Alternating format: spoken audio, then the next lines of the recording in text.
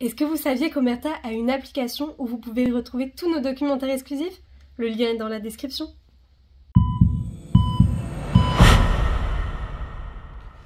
Bonjour à tous, bonjour aux abonnés d'Omerta, bonjour aux abonnés de notre application, également aux abonnés de notre chaîne YouTube. Vous êtes aujourd'hui plus de 127 000 à nous avoir rejoints en un an, ce qui est quand même pas un record, mais enfin un chiffre significatif, et je vous remercie. Je vous remercie pour votre fidélité depuis le début, depuis que Omerta a démarré. Vous êtes venus nombreux, vous êtes toujours là. On est en 2024, évidemment. Je vous souhaite une excellente année, une très très bonne année, tous les vœux d'Omerta pour vous. Et puis pour démarrer cette année, eh bien il y aura plein de choses. Il va y avoir plein de choses, du journalisme, du reportage, des interviews. On démarre l'année tout de suite en bonne compagnie avec Idriss Aberkane. Je rejoins Idriss en visioconférence. Alors bonjour Idriss, d'abord évidemment, excellente année à vous également. Je vais commencer pour rentrer dans le vif du sujet par une question assez large. 2023 était une année qui s'est terminée de façon tragique, on va dire, dans les relations internationales. Tout explose. 2024 démarre. Quel est, selon vous, comment ça se passe au Moyen-Orient en ce début d'année? Comment voyez-vous la situation du Moyen-Orient et plus largement du monde en 2024? Alors même si la formule fait que je dois vous souhaiter une excellente année et à toute votre audience, hein, bravo pour ce que vous faites parce que le journalisme libre est de plus en plus menacé. Donc vraiment bravo à Omerta d'une part et à l'audience d'Omerta qui montre son caractère judicieux, si je peux me permettre. Donc voilà, je dois vous souhaiter une bonne année 2024, mais c'est vrai que cette année commence pas sous les meilleurs auspices. Alors, on peut voir le verre à moitié plein ou à moitié vide, si tant est qu'on puisse utiliser une métaphore pareille, alors qu'il y a d'une part une crise humanitaire gravissime à Gaza, d'autre part une crise politique gravissime en Israël, avec la moitié du pays dans la rue et l'autre moitié mobilisée. Mais ça aurait pu être pire.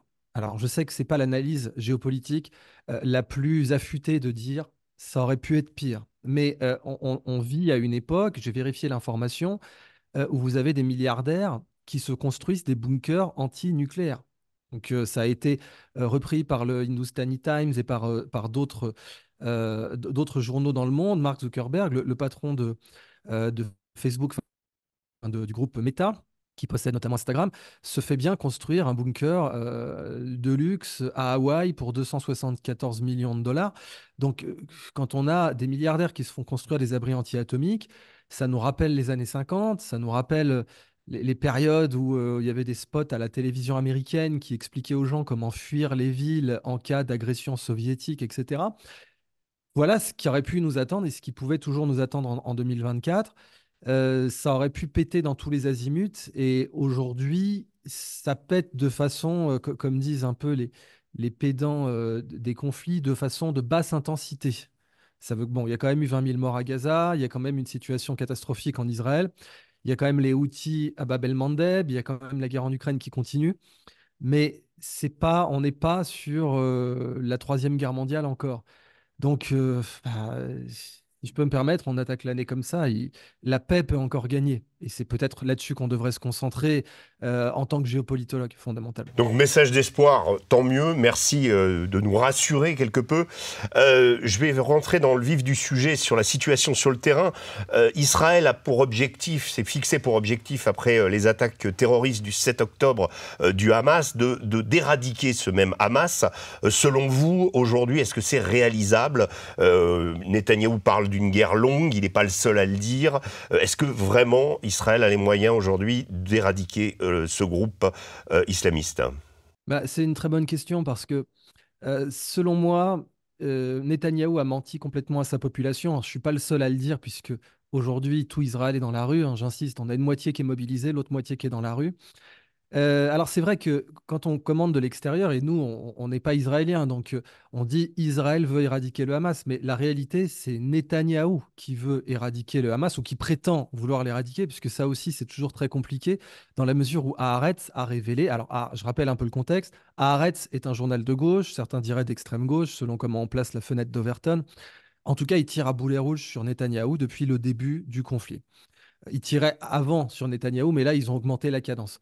Et Haaretz a fuité les actes d'une conférence où Netanyahou avait dit, et c'est complètement confirmé, des témoins l'ont confirmé, quiconque veut empêcher, je cite, hein, c'est Netanyahou qui parle, quiconque veut empêcher une solution à deux États devrait favoriser le Hamas, et nous sommes très fiers de favoriser le Hamas par opposition au Fatah, hein, par opposition donc à la résistance non armée, puisque le Fatah aujourd'hui a renoncé à la violence, donc le descendant de l'OLP, de Yasser Arafat, eh bien, Netanyahou avait dit, voilà, quiconque veut empêcher une solution à deux États, que le Likoud ne veut absolument pas voir arriver, devrait encourager le Hamas. Donc on a eu cette espèce de schizophrénie où d'un côté, le Likoud a revendiqué vouloir être content d'avoir le Hamas comme interlocuteur, entre guillemets, ou plutôt comme non-interlocuteur, puisque le Hamas ne s'intéresse pas à une solution politique au conflit, il ne s'intéresse qu'à des solutions militaires, armées, violentes. Mais du coup, Netanyahou avait clairement déclaré, voilà, bah, nous, c'est très bien, parce que comme ça, les solutions politiques au conflit ne pourront jamais avoir lieu, d'une part, et d'autre part, bon, sur le plan stratégique, on ne peut pas éradiquer un mouvement comme le Hamas, qui est un mouvement clandestin, qui a une structure qui fonctionne un peu comme une mafia, en fait, mais même sans jugement. Je veux dire, au-delà de toute notion de même vouloir le juger, ce qu'on peut tout à fait faire aussi, mais je veux dire, faisons abstraction de ça. Le fonctionnement du Hamas, c'est de faire de la contrebande dans Gaza.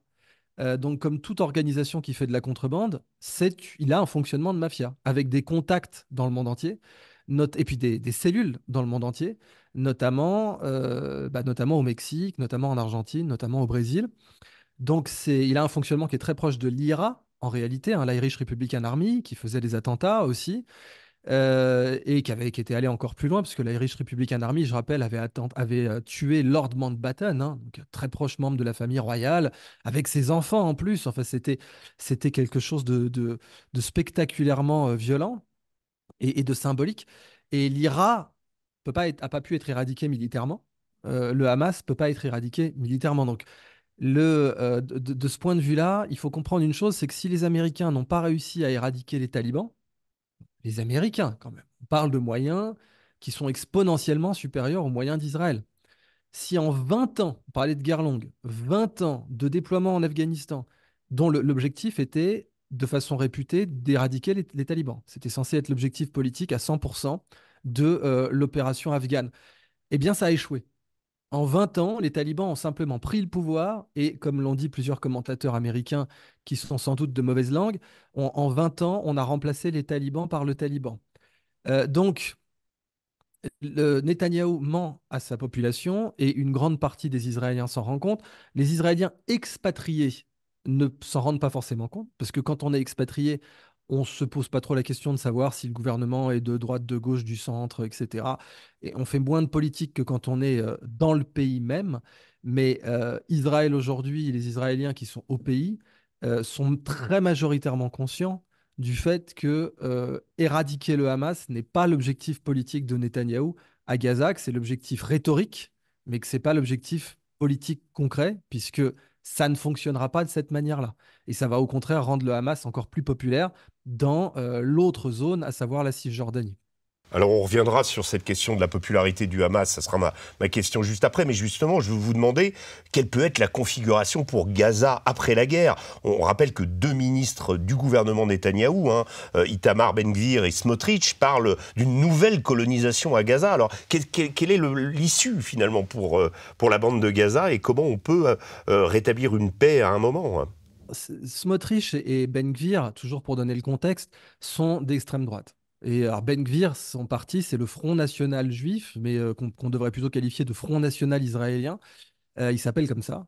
Et Ben-Gvir est vraiment un ultra faucon parmi les faucons. Et sa position, comment dire, ce que fait l'administration Netanyahou-Ben-Gvir, c'est bien de les relier parce que sans Ben-Gvir, Netanyahou n'a plus de majorité. Il est même cuit politiquement sans lui, donc ils composent de cette façon. Mais jamais les Israéliens en majorité n'auraient voté pour ce que fait l'administration Netanyahou-Ben-Gvir aujourd'hui, parce qu'ils savent très bien que ça aura des conséquences. Déjà, hein, il y a presque 1000 ans maintenant, enfin il y a 800 ans, Saladin au Moyen-Orient disait le sang ne dort jamais. Et donc il avait essayé de donner des instructions qui étaient un peu des prototypes de droit humanitaire, de droit de la guerre. Parce que vous saviez, à l'époque, on pillait les caravanes, on violait, on éventrait, enfin c'était les croisades, quoi. Et Saladin avait dit voilà, à ses soldats ou à ses généraux, gardez-vous de faire couler le sang inutilement parce que le sang ne dort jamais. Et que tôt ou tard, si jamais on égorge des chrétiens, eh ben, les chrétiens vont nous égorger dès qu'ils reprendront la main, donc ça sera sans fin. Et dites-vous bien qu'à chaque fois que vous égorgez un chrétien en tant qu'armée musulmane des croisades, c'est comme si vous vous égorgiez vous-même, puisque par effet de rebond, c'est ce qui va se passer. Or, là, aujourd'hui, Israël a utilisé 18 000 tonnes de bombes, fait 20 000 morts, rasé Gaza. Je ne parle pas du nombre de blessés, donc la ville de Gaza, pas la bande. La bande n'est pas rasée encore, mais la ville de Gaza est rasée. Les conséquences sont que là, je parle même d'un point de vue purement intérêt national israélien. C'est pour ça que les Israéliens n'auraient jamais voté là-dessus, parce que il y a quelque chose que je veux que tout le monde comprenne. On peut utiliser ses émotions ou sa stratégie, mais on ne peut pas utiliser les deux en même temps. C'est pas possible. C'est comme la petite blague un peu misandre hein, c'est grossier, mais ça va, tout le monde va se rappeler. Vous voyez, c'est la fameuse blague. Dieu a donné un pénis et un cerveau aux hommes, mais pas assez de sang pour utiliser les deux en même temps. Bah, c'est la même chose en fait. C'est-à-dire qu'on ne peut pas utiliser sa stratégie et ses émotions en même temps. Donc à un moment donné, il faut utiliser ou l'un ou l'autre. Il y avait une réponse émotionnelle évidente aux attentats du 7 octobre qui a permis à Netanyahou de s'engouffrer dans un projet qui a été fuité par Wikileaks. Donc Wikileaks l'a révélé. Alors, c'est pas Wikileaks qui a produit la fuite, hein, c'est Wikileaks l'a simplement publié. C'est un haut fonctionnaire israélien qui a balancé ça, parce qu'on a tout un tas de fonctionnaires israéliens qui ont encore la tête sur les épaules et qui comprennent très bien ce qui est en train de se passer. Et je pense aussi à l'ancien président ou l'ancien premier ministre Ehud Olmert, qui a vertement critiqué Netanyahou. Et ce projet était d'évacuer Gaza complètement, de forcer l'Égypte à accepter 2 millions de Gazaouis. Et ça, si c'était arrivé, si jamais Netanyahou avait réussi à faire ça, le monde musulman aurait eu deux réponses possibles, et seulement deux. D'une part, les armes de destruction massive, c'est-à-dire on aurait pu rentrer dans une guerre nucléaire, et le monde musulman possède l'arme atomique par le Pakistan, qui a fait savoir qu'il la mettait à disposition de la Turquie en cas de crise. C'est connu, d'ailleurs ça a été rappelé par beaucoup d'analystes américains, dont le colonel McGregor, qui est un ancien conseiller de Trump, et qui l'a dit de façon complètement officielle. Il a dit les Pakistanais ont clairement expliqué aux Turcs qu'en cas de conflit très grave, ils mettaient leur arme atomique à leur disposition. Donc imaginez un peu ce que ça signifie. Et l'autre scénario, ça aurait été les armes de construction massive, c'est-à-dire que les pays arabes créent un New Gaza pour défier Israël à la frontière. Alors, je dois faire un rappel là-dessus, puisque j'ai exploré ce scénario en expliquant que c'était le seul scénario non nucléaire possible, mais qu'il était complètement hypothétique. Mais comme certains m'ont cité hors contexte là-dessus pour essayer de faire de l'audience, je dois bien rappeler que c'est absolument pas quelque chose que j'encourage ou que je souhaite. Mais que quand on analyse la situation du point de vue de la théorie des jeux, c'était à peu près les deux seules possibilités. Alors ça, c'est les choses graves. Maintenant, si on veut faire la paix dans la région, il y a plein de possibilités. En effet, l'une d'entre elles, c'est de singapouriser Gaza, c'est d'en faire une cité-État, ce que Gaza était il y a 3000 ans. Parce que tout ça, hein, c'est l'éternel combat entre les Philistins et les Israéliens. Et les Philistins, bah, qui ce sont les Philistins? Ce sont un peuple qui arrive en terre de Canaan en même temps que les Juifs, il y a 1000 ans avant Jésus-Christ, 1177 avant Jésus-Christ. Et ces peuples de la mer, comme on les appelle, c'est comme ça que les appelle Ramsès III, vont notamment s'installer à Gaza, alors, et aussi à Ashkelon, etc. Ils vont former un pentapole des cités-États, les 5 villes, pentapole. Et ces cités-États bah, vont être en guerre avec Israël pour le contrôle de la côte, enfin, Israël avec les royaumes juifs, parce qu'il y en avait plusieurs, vont être en guerre avec les peuples juifs de l'époque pour le contrôle de la côte pendant des siècles. Et c'était déjà des cités-États. Donc, bah, une solution, ce serait de transformer Gaza en cité-État, à la Monaco. Il faudrait y injecter du cash, mais c'est rien par rapport au coût de la guerre. C'est rien, vraiment, c'est ridicule. Il faudrait injecter autour de 120 milliards, ce qui, encore une fois, est rien par rapport aujourd'hui aux dépenses et à ce que la guerre coûte à toutes les parties. Et puis, il faudrait faire une constitution de compromis en disant la cité-État de Gaza, par exemple, doit avoir un juif à son gouvernement. À un temps T, il doit toujours y avoir un juif au gouvernement. Par exemple, il y a on pourrait faire à la Suisse, il y a 7 ministres en Suisse qui gouvernent. Il ne peut pas y en avoir un de plus. Et parmi les 7, il devrait y avoir un juif. Voilà, on ferait ça. Ensuite, pour éviter qu'il y ait de nouveaux bombardements sur Gaza, bah, on créerait davantage d'entreprises juives à Gaza, d'entreprises israéliennes, puis d'une certains juifs qui pourraient vivre à Gaza, etc., pour qu'il y ait un plus grand mélange de population, pour qu'il n'y ait plus de raison de bombarder, ou que, en tout cas en cas de bombardement, Israël se retrouverait à devoir tuer des juifs, ce qui réduirait quand même le risque que ça arrive. Et c'est tout à fait possible d'avoir un futur comme celui-là, mais pas avec le gouvernement actuel. Ça, c'est clair et net. Et il faudrait évidemment une alternative au Hamas aussi. Oui, alors justement, de cette alternative au Hamas, quid de sa popularité? Vous avez évoqué tout à l'heure la Cisjordanie, où il est presque aujourd'hui plus populaire qu'à Gaza, puisque à Gaza, les habitants sont aussi conscients de ce que c'est que vivre avec le Hamas, cette pieuvre prédatrice qui gère toute la vie et qui, justement, exploite de façon mafieuse, comme vous l'avez expliqué, cette bande de Gaza. Est-ce qu'il n'existe pas directement pour Israël, en plus des conséquences qu'on a décrites, un risque de contamination du conflit en Israël? Je rappellerai également la présence des Arabes israéliens aussi, qu'on avait vu se révolter il y a 1 ou 2 ans pour des questions justement liées au peuple palestinien. Donc comment est-ce que Israël finalement n'est pas aussi continue, malgré sa mobilisation, malgré je dirais cette prise de conscience du péril de son existence, est-ce qu'Israël n'est pas fragilisé à nouveau intérieurement par le Hamas et par sa présence en Cisjordanie? Et en fait, Israël est fragilisé parce que dans cette région, qui est très petite, c'est comme si je sais pas, c'est comme tirer au 44 Magnum dans une cabine téléphonique. Et donc, on se prend le rebond tôt ou tard. Or, depuis une quinzaine d'années, le Likoud tire au Magnum dans une cabine téléphonique. Et donc, les conséquences, c'est pour ça, encore une fois, que l'opposition commence à monter, c'est pour ça que Israël est dans la rue, puis c'est aussi pour ça, en effet, il y a plus d'1 million d'Arabes en Israël qui ont le passeport, il y a plus d'1 million de musulmans, même qui n'ont pas forcément d'Arabes chrétiens, il y en a aussi, qui ont le passeport israélien et qui se sentent évidemment solidaires de la cause palestinienne.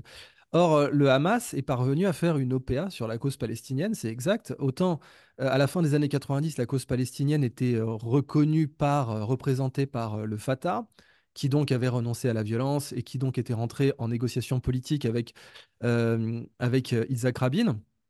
Et puis, les accords d'Oslo ayant échoué, notamment parce que un membre du Likoud a assassiné Rabin, il faut quand même le rappeler, c'est un sympathisant du Likoud qui a assassiné Rabin. Donc, et puis, Netanyahou, à l'époque, et le Likoud appelaient à la mort de Rabin. Enfin, on voyait des gens dans la rue qui défilaient avec des cercueils Yitzhak Rabin, avec le nom d'Yitzhak Rabin dessus. Donc, c'est quand même d'une grande gravité.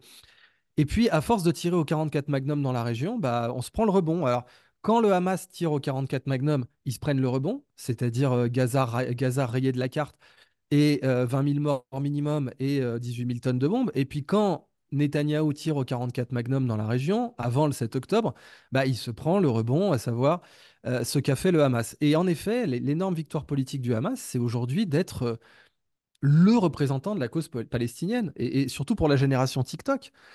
Toute la génération TikTok, pour elle, le Hamas, c'est le représentant de la cause palestinienne. Et ça ne peut amener que de nouvelles guerres, puisque si le Hamas devenait, bah, Netanyahou aura une raison d'envahir la Cisjordanie, et il s'en priverait absolument pas. S'il envahissait la Cisjordanie, la guerre n'aurait quasiment aucune chance de ne pas éclater dans la région, parce que l'Iran, là, pour le coup, agirait. L'Iran est Le Hezbollah est en service minimum, avec quelques pics d'activité, mais qui sont encore rien par rapport à une vraie guerre. Les Houthis sont aussi en service minimum, même si les Américains sont en train de déployer l'opération Prosperity Guardian dans le golfe d'Aden. Ils sont en service minimum parce qu'ils font une pression économique à Israël. Et aujourd'hui, vraisemblablement, la stratégie de l'Iran, c'est d'étouffer économiquement Israël pour lui faire lâcher prise à Gaza. Et c'est une situation qui empêcherait une guerre longue. Du coup, parce que autrement, une guerre longue favoriserait le projet de Netanyahou Ben Gvir, à savoir une évacuation de Gaza, dont j'insiste, hein. Là, on en parle en toute simplicité. Moi, je dis évacuation, mais dans ce cas-là, ce serait précisément une épuration ethnique. Les gens utilisent le terme génocide. Génocide, c'est quand on tue tout le monde. Je veux pas faire de sémantique à deux ronds parce que c'est pas le sujet, mais en anglais, on a ethnic cleansing et on a genocide. En français aussi, épuration ethnique et génocide. Épuration ethnique, c'est quand on déplace tout le monde. Génocide, c'est quand on tue tout le monde. Mais dans les deux cas, ça créerait si on utilise le terme évacuation, ça créerait une explosion dans le monde musulman et ça serait pas du tout dans l'intérêt d'Israël. Mais pas du tout. Ça serait une catastrophe diplomatique pour Israël et n'importe quel diplomate israélien le sait, d'où les critiques que Netanyahou reçoit Alors, aujourd'hui. vous avez évoqué, c'est ma question suivante, l'action des Houthis dans le détroit de Bab el-Mandab. Est-ce que ça vous a surpris, ce front maritime, quelque part, qu'on n'attendait pas, qui cible des cargos et qui perturbe, qui promet aussi pour 2024? C'est peut-être quelque chose, après la crise ukrainienne, le blé, etc. Ben là, on a une partie du commerce mondial qui est menacée. Est-ce que ça vous a surpris cette action et ce potentiel justement des Houthis qu'on avait un peu laissé, je dirais, dans leur guerre avec les Saoudiens? Eh ben, il faut se rappeler que l'Iran, c'est le pays du jeu d'échecs. Hein, échec et mat, ça vient d'une phrase iranienne qui a été traduite en arabe par Shir Mata, ça veut dire le roi est mort. Shir, le roi, hein, comme on dit, le sheikh, hein, le shir, les shirs dans les monarchies pétrolières. Et le shah, c'est le mot échec et shah, ont la même origine.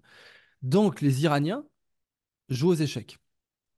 Ils ont des pions et ils les jouent. Alors, il faut quand même que je clarifie, le Hamas n'est pas un pion iranien. Mais le Hamas une branche des frères musulmans. Il a été combattu par les Iraniens à plusieurs reprises. Leurs enjeux géopolitiques. Cependant, ce qui s'est passé a fait que le Hamas a forcé les Iraniens à se rapprocher d'eux. Les attentats du 7 ont été pour le Hamas une façon géopolitique de forcer les Iraniens à prendre leur défense. Ce qui était à la fois cynique et brillant politiquement pour le Hamas, puisque ce sont deux ennemis qui se sont combattus en Syrie et qui aujourd'hui, l'Iran n'a pas le choix. Je veux dire, ils ne peuvent pas ne rien faire quand on a la deuxième guerre de Gaza, puisque la première guerre, c'était l'opération Plan Durci avec Ariel Sharon, qui n'était pas un tendre, mais Ariel Sharon, c'est 1200 morts, c'est pas 20 000. Et Ariel Sharon était, je ne m'attendais pas à dire ça dans ma vie, mais Ariel Sharon était un enfant de cœur à côté de Netanyahou, ce qui est quand même assez fou, parce que Ariel Sharon était quand même un faucon qui a participé au massacre de Sabra et Shatila pendant la guerre libanaise, et donc c'était pas quelqu'un de très petit poney-esque, quoi. Mais donc, les Iraniens jouent aux échecs, ils déplacent des pions, et ils ont deux pions dans la région, les Houthis au Yémen et le Hezbollah. Et ils ont coordonné ces deux pions, les Houthis au sud, le Hezbollah au nord, avec un objectif, faire décupler le prix de la guerre au jour le jour pour Israël. Ça, c'est l'objectif de l'Iran. Quand Netanyahou dit que ce sera une guerre longue, il se rend compte qu'il ne peut pas évacuer 2 200 000 personnes. Enfin, on aurait pu le faire, ça, il y a 100 ans.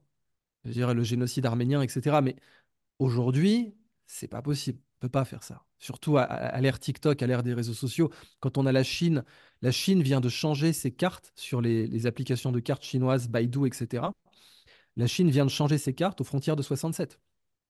C'est un statement politique. La Chine vient de reconnaître qu'elle est aujourd'hui représentante de la solution à deux États dans les frontières de 67. Ce qui est une opposition frontale au point de vue du Likoud qui considère que Gaza et la Cisjordanie, qu'il appelle la Judée-Samarie, font partie d'Israël et que tôt ou tard, ces Palestiniens, entre guillemets, qui ne sont que d'autres Arabes, et je recite Netanyahou quand il était aux États-Unis et qui se faisait appeler Ben Nitai, qu'est-ce que vous voulez faire? Il y a déjà 22 États arabes, vous voulez en créer un 23e? Ça, c'est la position de Netanyahou concernant les Palestiniens. Donc, pour lui, créer un État palestinien égale créer un nouvel État arabe. Il y en a déjà 22. Pourquoi en créer un 23e? Il suffit qu'ils retournent dans les États arabes qui ont déjà été créés pour eux, à savoir la Jordanie et l'Égypte. Et puis, il va argumenter en disant que Gaza a déjà été administré par l'Égypte et que la Cisjordanie a déjà été administrée par la Jordanie. Donc, si jamais la guerre pouvait durer longtemps, Netanyahou pourrait faire ça. Mais si la guerre menace de faire s'effondrer le shekel, Là, il pourra plus parce que Israël va imploser civilement. Israël pourrait rentrer en guerre civile, ce qui est complètement paradoxal, parce que d'habitude, c'est un pays dont la pression extérieure faisait que la guerre civile était quasiment impensable, parce que Israël étant entouré d'ennemis comme l'Égypte, comme la Syrie, etc., n'a pas vraiment le luxe d'entrer en guerre civile, quoi. Mais là, justement, ce qui s'est passé, c'est qu'entre la réforme constitutionnelle que Netanyahou a essayé de faire passer, bon, qui, en gros instaurerait quasiment une dictature, hein, en Israël, parce que c'est aussi grave que ça, hein. C'est bien pour ça que déjà avant le 7 octobre, il y avait des manifestations monstres contre la réforme de la Cour suprême que voulait imposer Netanyahou. Mais entre ça et le fait qu'aujourd'hui, Netanyahou a mobilisé 400 000 personnes en Israël, que l'économie israélienne est à l'arrêt, elle est à l'arrêt, il n'y a plus de consommation, il n'y a plus d'investissement. Beaucoup d'Israéliens ont quitté le pays. Et pour couronner le tout, il y avait des travailleurs journaliers ou des travailleurs hebdomadaires gazaouis, qui avaient un permis de travail, qui venaient Mmh. dans le BTP, dans les travaux de l'artisanat, agricole, etc. Vous prenez par exemple SodaStream. Vous connaissez Oui, SodaStream? oui, oui. SodaStream, c'est une boîte israélienne, mais dans les usines, il y avait à peu près moitié-moitié. Une moitié de Palestiniens issus des territoires occupés qui travaillaient pour SodaStream en bonne harmonie, sans vouloir être bisounours. Bon, maintenant, ça, c'est fini. Donc, le plan de l'Iran, c'est ça. Et donc, en ce sens, pour répondre à votre question, ça ne me surprend pas que les Houthis fassent ça parce que 40% du commerce mondial passe par la porte des pleurs, Bab el-Mandeb. 40% quand même, c'est pas rien, hein. Et en ce sens, la guerre et le prix de la guerre au jour le jour a en effet été multiplié par 10 depuis que les Houthis ont fait ça.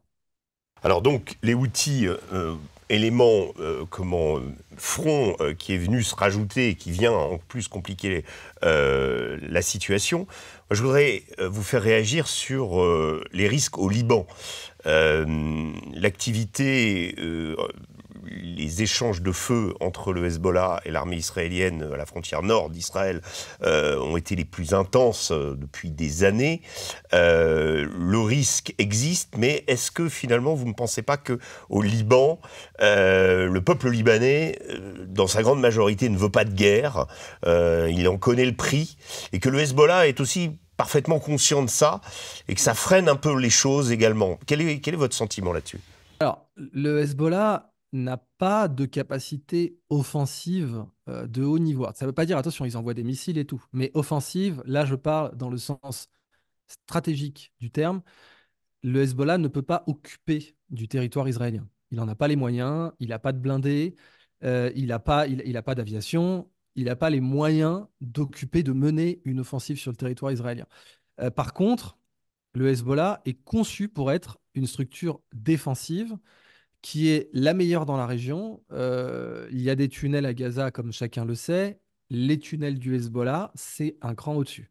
Mm. C'est vraiment, on est dans un autre monde. Là, c'est la ligne Maginot, c'est de Mm. l'équipement dernier cri. Ils ont même des missiles anti-navires dont ils ont bien sûr menacé la flotte américaine. Et c'est pas une plaisanterie, puisque, alors je pense que c'est plutôt les Russes qui ont fait un peu reculer la flotte américaine, mais comme vous le savez, il y a le USS Gerald Ford et le Oui. USS Eisenhower, les deux groupes aéronavals américains, et ils ont reculé quand Poutine a annoncé qu'il mettait des MiG-31 équipés de Kinjal. Donc les MiG-31 peuvent aller à Mach 3 si ma mémoire est bonne, trois fois la vitesse du son. Et les Kinjal, eux, ça doit être Mach 7, c'est hypersonique. À partir de Mach 5, c'est hypersonique. Euh, ça peut couler un porte-avions en quelques secondes. Enfin, non, quelques minutes, 2-3 minutes. Donc, ça part depuis la mer Noire, foum, ça fonce et ça coule un porte-avions. Mais bon, le Hezbollah a aussi ça. Alors, en 2006, l'armée israélienne a subi une très lourde défaite au Liban à cause du Hezbollah. Or, tout le monde s'accorde à dire que l'armée israélienne en ordre de bataille en 2006 était très supérieure à l'armée israélienne maintenant, pour plein de raisons socio-économiques, etc., voilà, de but, de psychologie aussi, des raisons générationnelles.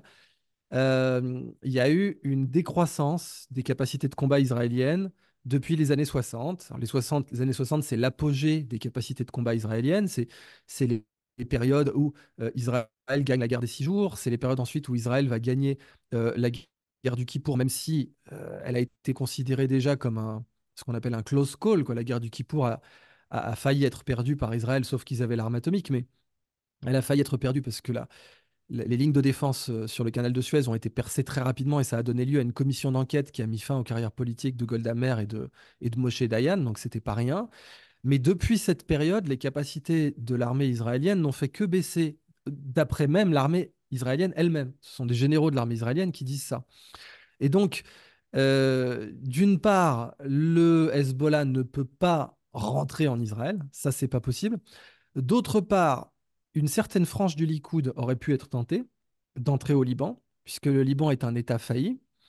Mais la stratégie d'avoir des États faillis dans la région, qui était une stratégie que les Américains avaient soutenue notamment en Irak, puisque bon, l'Irak est un État failli aujourd'hui, elle profite à l'Iran, puisque l'Iran est l'État non failli de la région.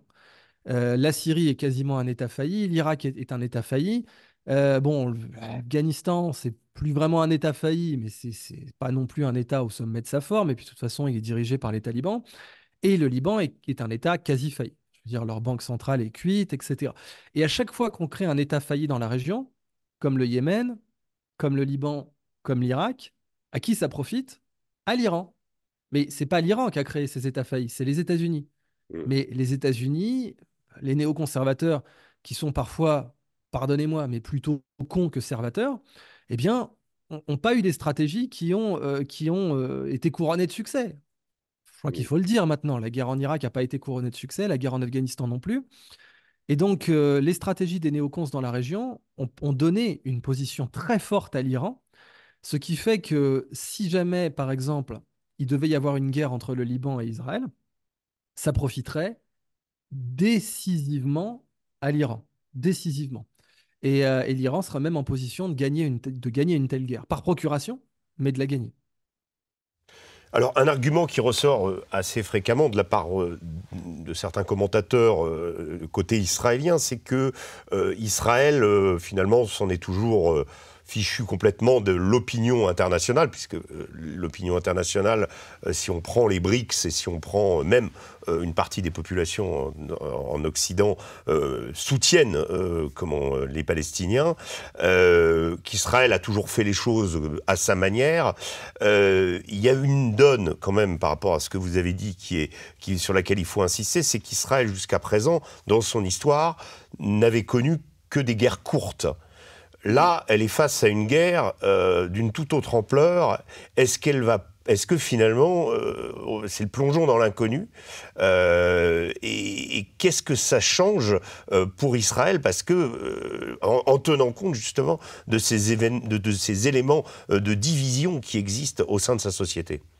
Bah, là aussi, c'est une très bonne question parce que, comme je vous l'avais dit, on peut utiliser sa stratégie ou ses émotions, mais on ne peut pas utiliser les deux. L'état de la société israélienne faisait que le 7 octobre, c'était pas possible d'utiliser autre chose que ses émotions, de façon très compréhensible, hein, mais à partir de ce moment-là, il aurait fallu réagir autrement. Je vous donne un exemple. Le Hezbollah, dans les années 80, a fait une erreur qu'ils n'ont plus jamais refaite. Ça a été de kidnapper des ressortissants russes. Et le KGB, à l'époque, parce qu'on était encore dans l'Union soviétique, a envoyé aux dirigeants du Hezbollah un bocal à cornichons avec des testicules dans le vinaigre et dedans l'adresse de toute la belle famille du patron du Hezbollah. Et en l'occurrence, je crois que c'était les testicules de son beau-frère. C'est pas une plaisanterie, hein, ils ont vraiment fait ça. Plus jamais le Hezbollah n'a kidnappé de ressortissants russes. Je crois que c'était même une erreur à ce moment-là. C'est-à-dire ils ont fait un kidnapping dans un hôtel ou un truc comme ça. Je me rappelle plus des détails, mais et ils ont pris le blow, quoi. Bon, il y avait des Russes dedans. Les Russes ont décidé d'envoyer un message et le message est passé. Ce genre de choses est davantage ce qu'Israël aurait dû faire vis-à-vis du Hamas. Des assassinats ciblés. Bon, le coup du potache, du bocal à cornichons, ça, je laisse ça à la discrétion des gens, mais des assassinats ciblés. Mais Ça, là, c'est ils viennent de réactiver officiellement une cellule d'assassinats ciblés contre les dirigeants du Hamas, y compris à l'étranger, provoquant d'ailleurs leur départ de Doha, de Khaled Meshal et de Ismaël Haniyeh quand même. Donc il y a un esprit munique. Il fallait faire all-in sur l'esprit munique parce que 20 000 morts et 18 000 tonnes de bombes sur Gaza, c'est ce que le Hamas voulait. C'est ce que le Hamas prévoyait, c'est ce que le Hamas voulait, puisque c'est comme ça que le Hamas recrute. C'est comme ça que d'un coup, le Hamas devient le représentant de la résistance, devient euh, et peut recruter tout Gaza à sa cause. Il peut se retrouver à peser 2 millions de personnes. C'est-à-dire, en fait, maintenant, tout Gazaoui, et d'ailleurs, c'est même pas le Hamas qui le dit, c'est Netanyahou et Ben Gvir qui l'ont dit eux-mêmes, derrière chaque Gazaoui, il y a un mec du Hamas. Donc, ça, c'est ce que le Hamas voulait et c'est ce que Netanyahou lui a donné. Alors, les deux se disaient, dans le bras de fer, je vais gagner. Netanyahou se disait, si je fais ça, je vais gagner et je vais forcer l'Égypte à accueillir 2 millions de réfugiés et je vais être un héros en Israël puisque j'aurai récupéré Gaza. Et le Hamas se disait, de l'autre côté, c'est moi qui vais gagner parce que si je fais ça, Netanyahou ne pourra pas vider 2 000 personnes. Et par contre, je vais devenir le représentant de la cause palestinienne et j'aurai 2 millions de Gazaouis à ma disposition.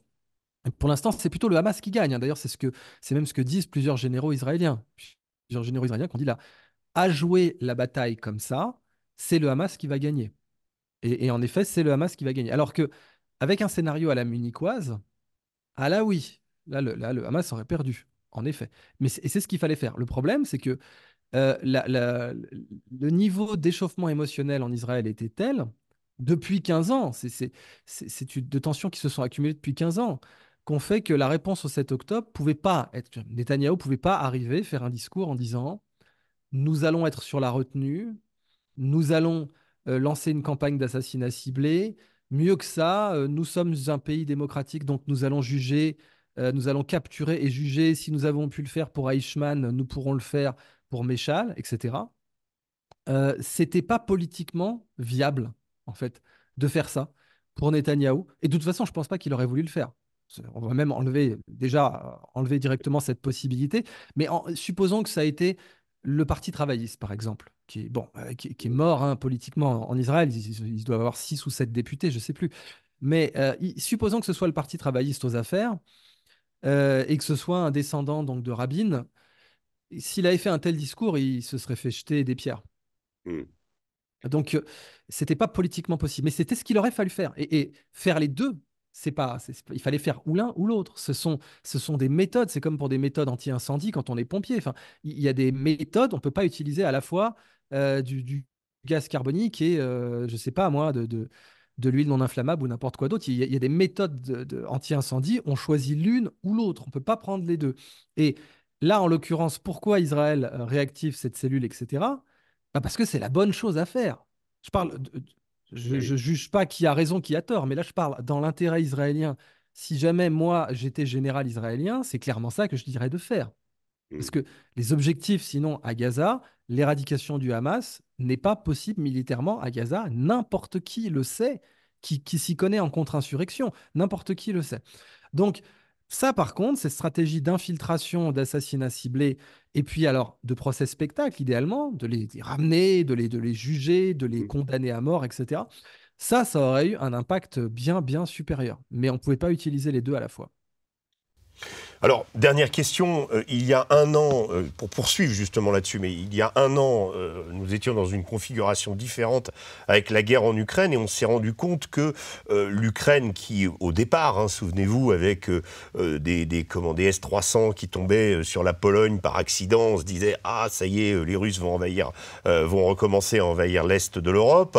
Il y avait un risque de débordement avec la Moldavie, la Transnistrie, des incursions, bon, il y en a toujours des frappes, les frappes récentes sur Belgorod, mais on n'entend plus de risque de catastrophe d'usage de l'arme atomique.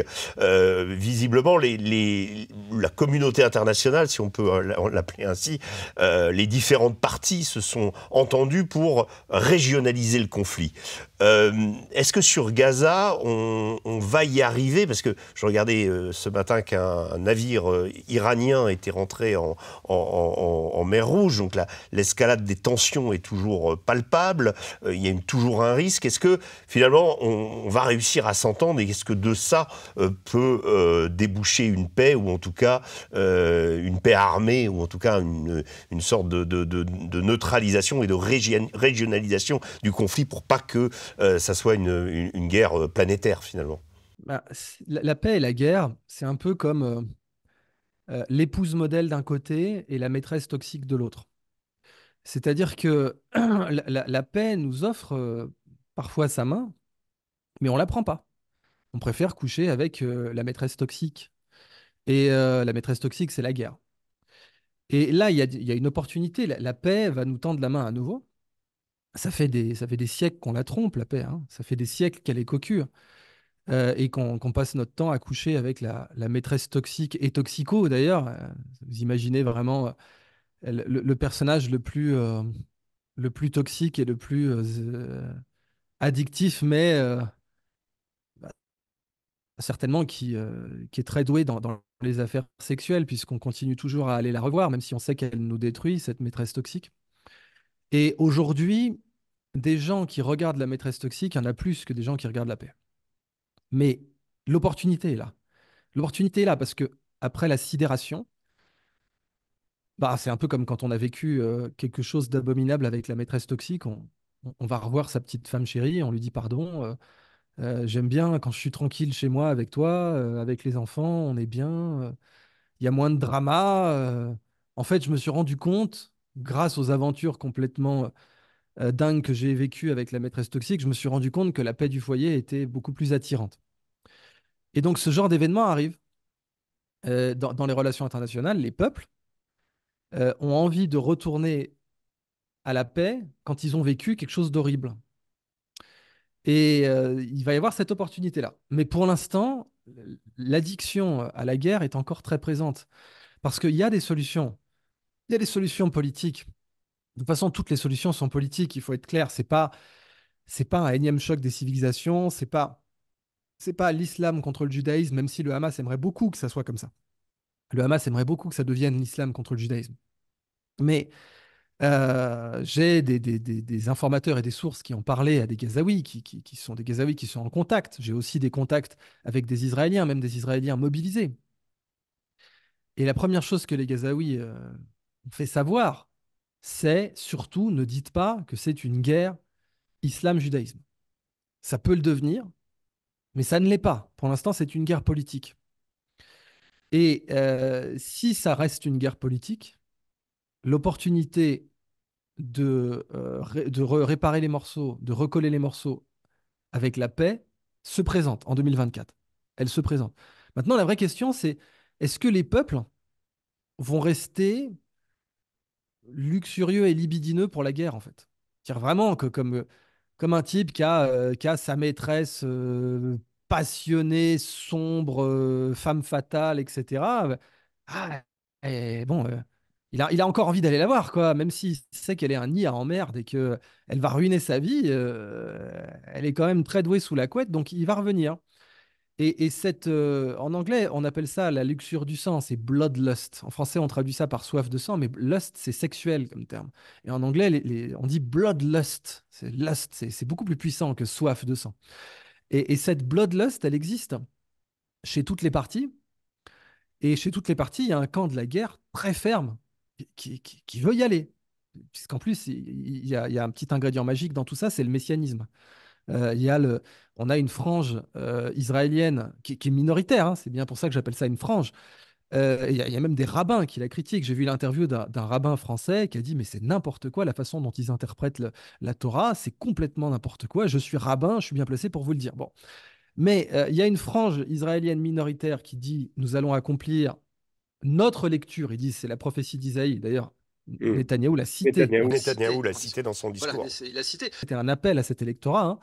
Mais c'est leur interprétation de la prophétie d'Isaïe. Et de l'autre, côté Hamas, vous avez certains qui disent oui, nous allons accomplir les prophéties des hadiths, à savoir l'avènement de Jésus-Christ qui, selon les musulmans, doit revenir sur terre à la fin des temps pour tuer l'antéchrist, etc. Et donc, dans ce cas-là, certains veulent provoquer ça. Mais ils sont minoritaires. Pour l'instant, la situation est 100% politique, elle peut donc être réglée politiquement. Mais il faut que côté israélien, on donne la parole à tous ceux, s'il y a des gens brillants côté israélien, qui savent très bien comment résoudre le problème politiquement. Et ils ont été attaqués, ils ont été rabaissés, ils ont été parfois même assassinés comme Rabin. Et puis, côté palestinien aussi, il y a des gens qui savent très bien comment faire une solution politique qui, en plus, si on laisse passer 20 ans, une fois qu'on a fait Gaza pour et une fois que la Cisjordanie est devenue une Belgique, où on peut même trouver un compromis où les colons israéliens auraient la nationalité cisjordanienne en plus. On peut très bien faire en sorte qu'ils aient la double nationalité. On fait un compromis à la belge. Il y aura des Flamands et des Wallons. La Cisjordanie sera un État avec des Flamands et des Wallons. Alors je sais qu'en ce moment, on réévoque la possibilité que la Belgique soit coupée en deux. Mais bon, pour l'instant, la Belgique, elle y arrive, malgré tous les problèmes que ça représente. Bah, selon le rapport de force, je sais très bien qu'il y a tout un tas d'Arabes et de musulmans qui vont sauter au plafond si je lance cette idée. Mais je ne parle pas de soutenir cette idée en particulier, je parle d'illustrer un rapport de force. Même en supposant que le rapport de force soit tel qu'il n'y ait plus de décolonisation de la Cisjordanie possible, ce qui était la pierre d'achoppement pendant les accords d'Oslo, c'est-à-dire que le Likoud a fait savoir que c'était une trahison d'enlever les colonies de Cisjordanie, et c'est une des raisons pour lesquelles Rabin a été assassiné. Eh bien, même si on suppose que ce rapport de force ne peut plus être inversé, rien n'empêche de transformer la Cisjordanie en une Belgique. Et il y a des Franco-Belges, il y a bien des gens qui ont le passeport français et le passeport belge. Bah, il y aura des Israéliens qui auront le passeport israélien et le passeport cisjordanien, on l'appellera, et si on veut l'appeler Samarie pour leur faire plaisir, eh bien on appellera ça la Samarie. Mais je pense que les Palestiniens ont bien envie que ça s'appelle Palestine. Donc, il y a des solutions politiques, il y en a plein. Et là, j'insiste parce que je sais qu'il y a tout un tas de gratteurs de vues à la petite semaine qui essaient de me citer hors contexte. J'insiste on the record avec vous que c'est pas ce que je défends. Je dis pas que la Cisjordanie doit devenir un État binational à la belle. Je dis juste que c'est une possibilité pour illustrer le fait qu'il y a plein de solutions politiques possibles. Il y en a énormément, mais on n'en parle pas, on les regarde pas, on les évalue pas parce qu'on préfère coucher avec la guerre pour l'instant. Merci Idriss Aberkan de nous rappeler dans cette conclusion que la solution à deux États est peut-être la seule solution dans un contexte où malheureusement elle semble, quand on regarde ce qui se passe en ce moment, jamais aussi éloignée des possibilités, mais en tout cas il faudra bien y penser un jour. Merci beaucoup pour cet entretien extrêmement riche. Je vous donne rendez-vous très bientôt. À vous, les auditeurs, les abonnés d'Omerta, de notre chaîne YouTube et de notre application, je vous donne rendez-vous la semaine prochaine pour une nouvelle édition du Grand Entretien. Je vous réitère tous mes vœux pour l'année 2024 et je vous dis à la semaine prochaine. À très bientôt.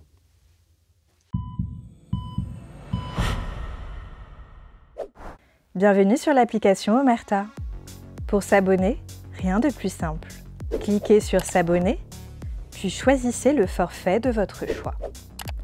Une fois votre moyen de paiement saisi, vous aurez accès à l'ensemble de nos reportages exclusifs, à nos documentaires, à nos entretiens et à nos décryptages. Bienvenue dans l'univers d'Omerta.